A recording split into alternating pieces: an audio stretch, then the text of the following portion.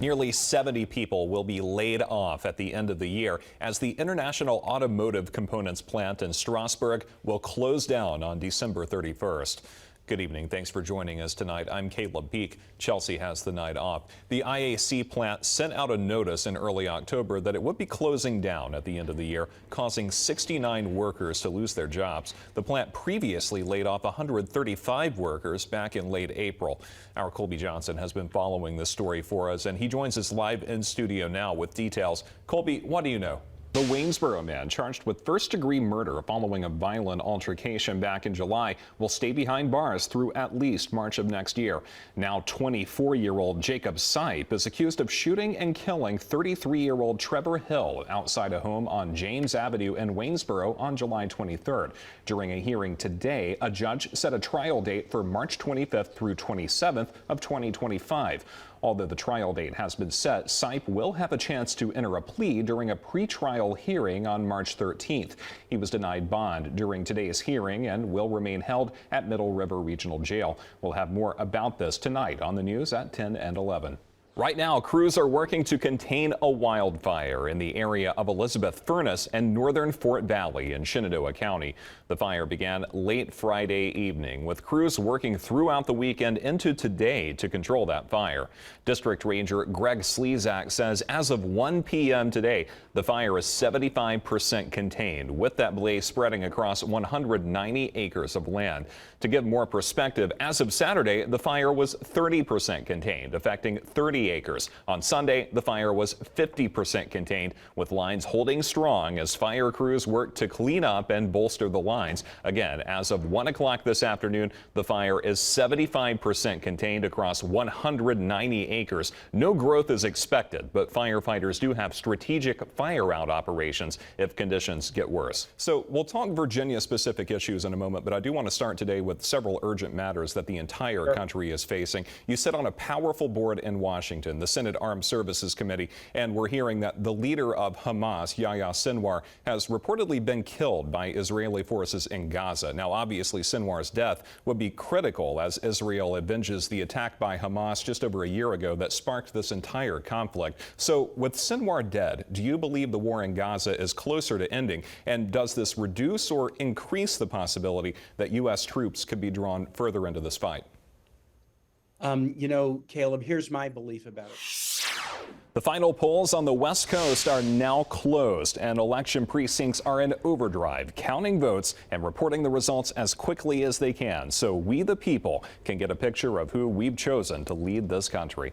And tonight we're joined by a very special guest to help us break down this incredibly important map behind me. Dr. Bobby Gentry, an associate professor of political science at Bridgewater College and an expert in all things elections, is kind enough to be with us in studio tonight. And Dr. Gentry, let's just jump right into this. Former President Donald Trump, as you can see, clearly off to a hot start. In the last few minutes, North Carolina just called for the former president. He's also taken Iowa, in a state that was in flux just a few days ago. But then you look at Kamala Harris. She's essentially locked down the Northeast, securing New York. She's taken Illinois. And now as those polls close on the West Coast, the big 54 electoral vote behemoth in California going Kamala's way. Same for Washington and Oregon as well. So my question to you is, Virginia, last time we talked just an hour ago, leaning red. Now, Virginia leaning blue, as has reliably been the case in the past. And that's to be expected because in the last 3 presidential elections, Virginia has gone blue. So that does follow the pattern that we normally see.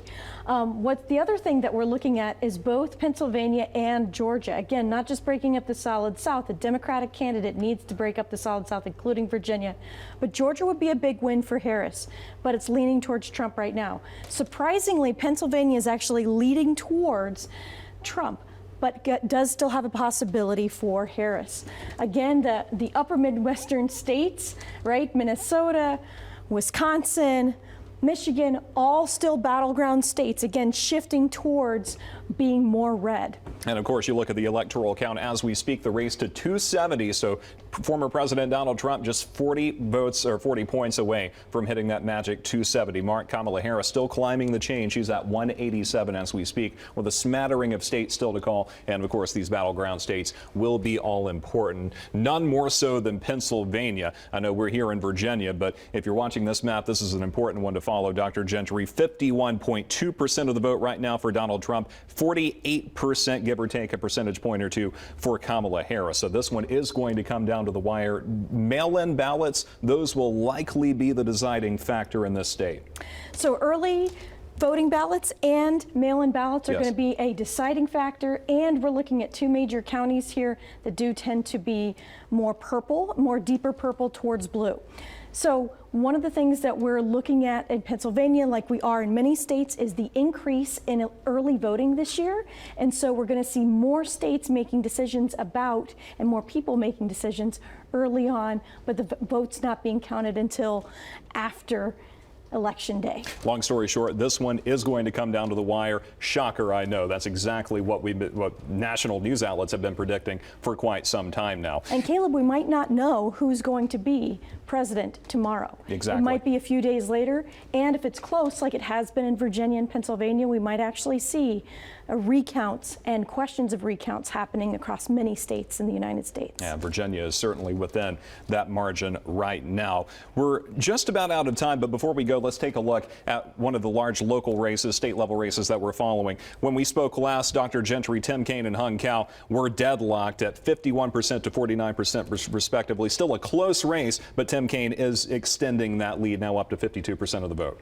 And that's to be expected with an incumbent candidate. About 94% of Senate candidates are likely to be reelected if they run for a second or third or fourth term. Yeah, just as a parting thought, what makes an incumbent like Tim Kaine so powerful? He's been a juggernaut as far as running a campaign ever since he was elected mayor of Richmond back in the 90s. So it's name recognition, but it's also serving the people, doing candidates and doing specifically constituent services. So really reaching out and serving the people of Virginia and getting and addressing the issues that the people of Virginia care about.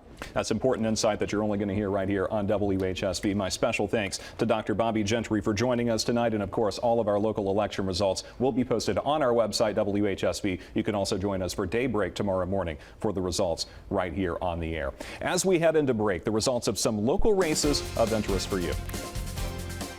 We checked in with him earlier in the newscast, and now Caleb Peak joins us live again from the fairgrounds.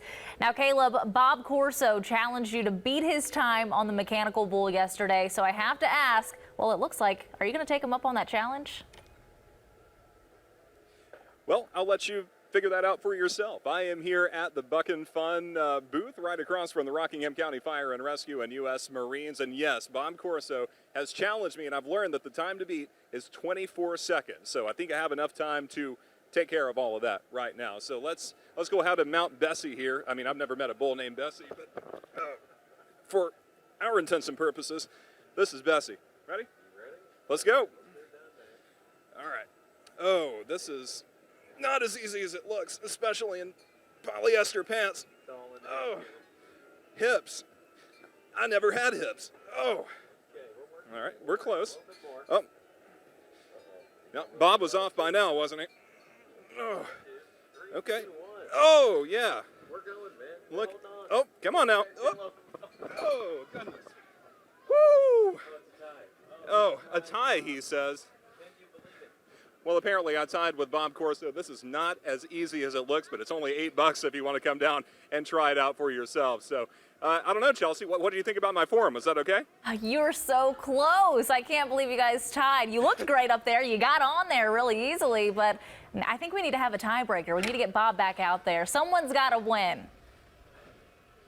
I think so. I just need a minute to catch my breath. That was not as All easy right, as it we'll let you looks. go. We'll let you go. Thanks, Caleb.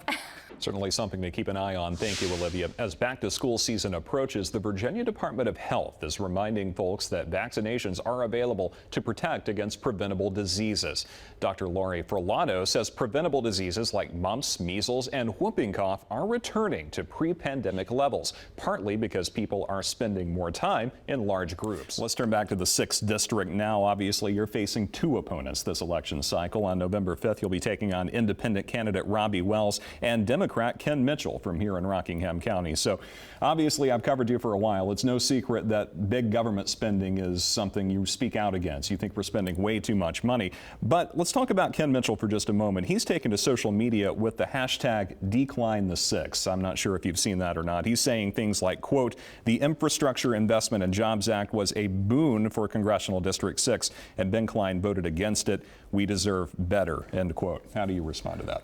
Well, what we're going to focus on is making sure. Thank you, Aubrey. Nexus executive Richard Moore was slated to start his first of several trials this morning in the Western District of Virginia federal court. But contrary to statements made by the court earlier this year, Moore's trial was delayed. Our Mike Staley has been following this case, and he joins us live in the newsroom with the updates to Moore's case and why it was delayed. Mike, what can you tell us? We're keeping an eye on an apartment fire in Waynesboro today. It's at 280 North Commerce Avenue. As you can see here from this morning, heavy smoke and flames were showing from the second story of that building. Now it appears fire and rescue crews have extinguished the flames, and an investigation is just beginning. We'll have more about this tonight on the news at 5 and 6. Thank you, Mike. The manhunt continues in Page County for a man believed to be armed and dangerous after a domestic incident in Stanley Friday morning. Deputies are still scouring the area for Todd Aaron Shiflett after a Sunday search warrant was unsuccessfully served near Deerfield Estates. The Page County Sheriff's Office says yesterday's warrant targeted a camper on Honeyville Road in Stanley, where a woman inside said Shiflett was there but had since left. In a statement, Sheriff Chad Cubbage vowed to continue tracking Shiflett and that his office will use every legal resource to locate and arrest the suspect. Anyone with information is urged to contact the Sheriff's Office at the number on your screen. Former Shenandoah County Supervisor and Woodstock attorney Brad Pollock has had his law license revoked. On October 25th, a panel of 3 judges found that he violated the rules of professional conduct. As of now, he can no longer practice law in the Commonwealth of Virginia. Our Colby Johnson spoke with Pollock today to get his side of the story, and he joins us live in the studio now. Colby? Well, there are plenty of ways to celebrate Veterans Day. For some, it can mean showing up to a parade, like this one in Harrisonburg over the weekend. For others, it can mean honoring their sacrifice through collections of photographs, letters, and gifts, little mementos sent home by a loved one stationed abroad. But you may have noticed a man above I-81 today near Woodstock marking Veterans Day in his own unique way. Our Mason Willett spoke with him about what Veterans Day really means. Rockingham County Discount Store, meanwhile, is picking up the pieces tonight after a vehicle crashed through the storefront earlier today. Crews responded to the Dollar Tree on John Wayland Highway just after noon for reports of a collision involving a structure. As you can see, the vehicle crashed through the glass wall to the left of the store's entrance, lodging itself between 2 checkout stations. One employee on duty when the crash happened declined to be interviewed. State police on scene said they could only confirm that an investigation is underway. We reached out to Rockingham County Fire and Rescue for additional details. Well, Aubrey, snow is on everyone's brain right now. The snow squall is moving across the valley, but looks like things may be turning around. Can you believe a week from now, we're all going to be stuffed in our sweats, regretting what we just ate? I'll be asleep this time. No for worries Thanksgiving. here. All right, so this is not a forecast, but I'm showing you what we are monitoring into next week. It does look like we're going to have a system between Wednesday and Thursday. It's still way too far out for details, so I caution you, don't go shopping for another forecast because no one knows what's going to happen with this system. But right now, we have the potential for some showers, maybe Wednesday night, maybe Thursday. It may not end up being a whole lot of rain at all. So, but this is something that we're going to continue to monitor into next week. I promise you some ridiculous Thanksgiving graphics because I love our turkeys. I think they're fantastic. So if you didn't notice, we've been I've been sprucing them up, including the just wandering turkey in the background. Even a billboard at the bus stop. I know, right? Exactly. So you got to watch those subtle things I like to throw in there. So. All right. Thank you, Aubrey, and thank you for joining us for the News at 6.